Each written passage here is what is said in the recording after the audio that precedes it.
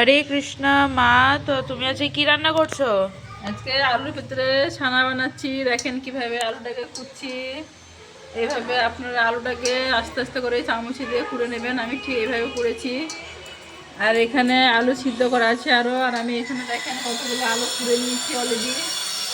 যে এখানে আমি টমাটম কষেছি, আদা টমাটম হিং টিং দিয়ে ভালো করে কষে নিয়েছি টমাটমটাকে।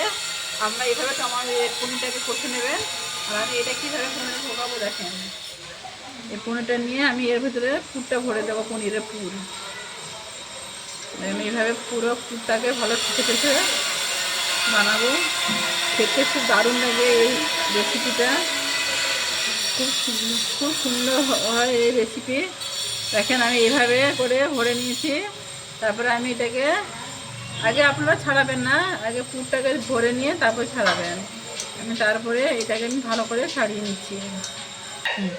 আমি আলু পুরটাকে ভালো করে ভরে দিয়েছি। তারপরে এই আলুগুলো যে বের করেছিলাম এখান থেকে অল্প আমি ভালো করে মাখিয়ে নিচ্ছি। এইভাবে নরম করে ভালো করে মিহি করে মাখিয়ে নেবেন আপনারা। মাখিয়ে এই আলুটাকে আমি আবার সুন্দর করে বন্ধ করে দেবো।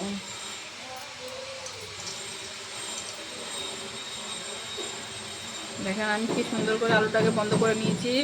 আপনারা যদি আলু ফেটে যায় মনে করেন, হালকা আলু দিয়ে এইভাবে আপনারা দিয়ে বন্ধ করে দেবেন, খুব সুন্দর হবে। দেখেন আমি কীভাবে বন্ধ করেছি। আমি এইভাবে সব কটাকে আলু পুরো ঢুকিয়ে এইভাবে সব কটাকে আমি এরকম আলুগুলোকে নিয়ে পুরোগুলোকে দিয়ে বানিয়ে নেবো।